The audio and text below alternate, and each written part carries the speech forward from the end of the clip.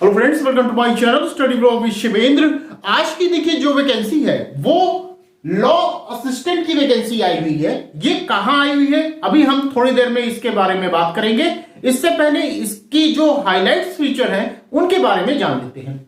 देखिए इसमें जो सैलरी आपकी रहने वाली है, सैलरी आप देख रहे हैं 97,000 आपकी सैलरी रहने वाली है। और इसके साथ साथ जो मैक्सिमम एज होगी वो 38 रहने वाली है। मतलब 38 साल तक के लोग इस फॉर्म को फिल कर सकते हैं। अब इसके बारे में डिटेल में हम लोग जाने उससे पहले क्लास के बारे में जान लेते हैं। यदि आप किसी भी स्टेट जुडिशरी की तैयारी कर रहे हैं और क्लास को ज्वाइन करना चाहते हैं तो आप मेरे बताए गए नंबर पर कॉल या व्हाट्सएप के माध्यम से क्लास को ज्वाइन कर सकते हैं। साथ ही साथ ये हमारा टेलीग्राम ग्रुप है शिवेंद्र लॉ स्टडी के नाम से, इसको भी आप ज्वाइन कर सकते हैं। चलिए आइए बात करते हैं अब वैकेंसी के बारे में।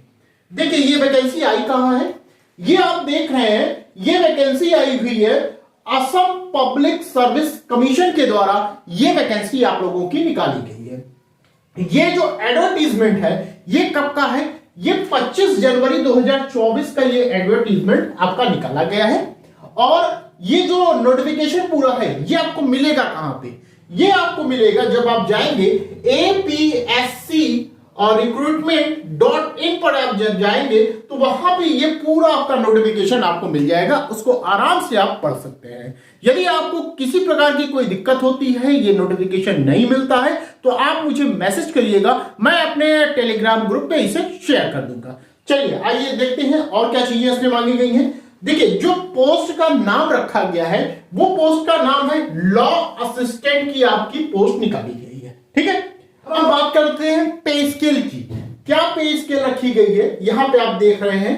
पे स्केल में अभी हमने हाईलाइट फीचर्स आपको बताए थे। इसमें देखिए पे स्केल जो रखी गई है ये 22,000 से लेकर 97,000 तक आपकी पे स्केल रहने वाली है। जो ग्रेड पे होगा वो 11,500 आपका ग्रेड पे होगा। पे बैंड जो होगा वो पे बैंड 3 होगा। क्लियर, आगे चलते हैं हम लोग। अब देखिए इसमें एजुकेशन क्वालिफिकेशन में क्या मांगा गया है, यह मांगा गया है कि आपके पास लॉ की डिग्री होनी चाहिए। ठीक है, वो चाहे 3 साल की हो चाहे 5 साल की लॉ की डिग्री हो। यहां सिर्फ लॉ की डिग्री मांगी गई है। इसके साथ साथ एक्सपीरियंस की बात कर ले तो इसमें यह मांगा गया है कि 2 साल का आपके पास एक्सपीरियंस होना चाहिए। यहां देखिए लिखा गया है 2 years इन लीगल प्रैक्टिस। ठीक है, तो 2 साल का आपका लीगल प्रैक्टिस आपका होना चाहिए। तो वही स्टूडेंट इस फॉर्म को फिल कर सकते हैं जिनके पास 2 साल का अनुभव है। आगे चलते हैं, एज की बात कर लेते हैं। तो यहां देखिए एज में यह बताया गया है 23 साल से 38 साल तक के लोग इस फॉर्म को फिल कर सकते हैं। 20 ईयर्स से लेकर कितने 30 ईयर्स तक के लोग इस फॉर्म को फिल कर सकते हैं। अब एज में जो रिलैक्सेशन बताया गया है उसको देख लेते हैं। SC ST वाले कैंडिडेट्स के लिए 5 साल तक की छूट दी गई है। वहीं पर OBC MOBC के लिए 3 साल तक की छूट दी गई है। और जो बेंचमार्क डिसेबिलिटी लोग हैं PWBD के अंतर्गत आते हैं उन्हें 10 साल तक की छूट एज रिलैक्सेशन में प्रदान की गई है। जो एज आपको दिखानी होगी वो क्लास 10 की जो मार्कशीट है उसी से ये निर्धारित होगा आपका एज की कितनी आपकी उम्र है। अगर पोस्ट की बात कर ली जाए तो टोटल इसमें जो पोस्ट निकाली गई है वो 1 पोस्ट आपके लिए निकाली गई है। यहां पे ध्यान दीजिएगा, 1 पोस्ट तो निकाली गई है लेकिन ये जो 1 पोस्ट निकाली गई है वो जनरल कैंडिडेट के लिए निकाली गई है, ये भी आप ध्यान दीजिएगा। अब इसका फॉर्म कब से स्टार्ट होगा ये ध्यान दीजिए।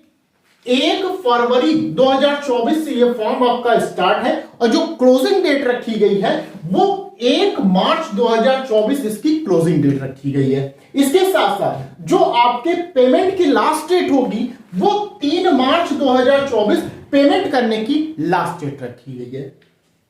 एप्लीकेशन फीस की बात कर लें तो यहां देखिए एप्लीकेशन फीस के बारे में यह बताया गया है कि जो जनरल कैंडिडेट के होंगे उनके लिए 297.20 रखा गया है फीस। वहीं SC ST OBC MOBC के लिए 197.20 रखा गया है और BPL के लिए 47.20 रखा गया है और PWBD के लिए 47.20 रखा गया है। ये फीस आपकी रखी गई है।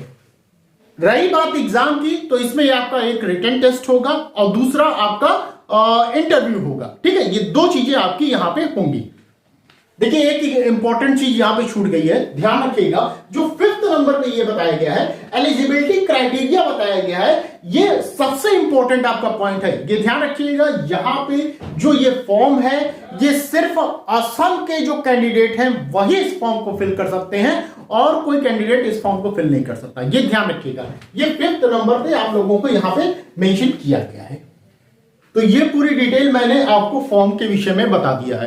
अगर आपको ज्यादा जानकारी चाहिए तो आप नोटिफिकेशन को डाउनलोड कर सकते हैं और पूरा आप पढ़ सकते हैं। देखिए एक चीज यहां पे आप समझिएगा, आपको लग रहा होगा भाई ये असम का है तो मुझे क्यों बताया गया, यूपी वाले, बिहार वाले, छत्तीसगढ़, झारखंड, तो ऐसा नहीं है। देखिए असम में भी कैंडिडेट हैं जो हमको देख रहे होंगे, हो सकता है कि ये आपके लिए वैकेंसी ना हो लेकिन वो असम वाले के लिए वैकेंसी हो। तो मैं देखिए कुछ स्टेट स्पेसिफिक तो है नहीं कि मैं यूपी के लिए ही बताऊंगा, बिहार के लिए ही बताऊंगा। मेरा काम देखिए, वैकेंसी आती है, मैं आप तक वो सूचना पहुंचाना, ये मेरा काम है। तो वो वैकेंसी चाहे फिर किसी भी स्टेट की आए, मेरा काम है बताना। ठीक है, तो ये असम वाले के लिए भी फायदेमंद हो सकता है, भले आपके लिए ना हो। ठीक है, ये चीज आप ध्यान रखिएगा। तो ये पूरा वैकेंसी के बारे में डिटेल था। आई होप आपको ये पूरी जानकारी अच्छी लगी होगी। यदि जानकारी अच्छी लगी हो तो प्लीज वीडियो को लाइक कर दीजिएगा, शेयर कर दीजिएगा और चैनल पे यदि आप नए हैं तो चैनल को सब्सक्राइब कर लीजिएगा। तो बस आज के लिए इतना ही, फिर मिलते हैं नेक्स्ट वीडियो में। Thank you.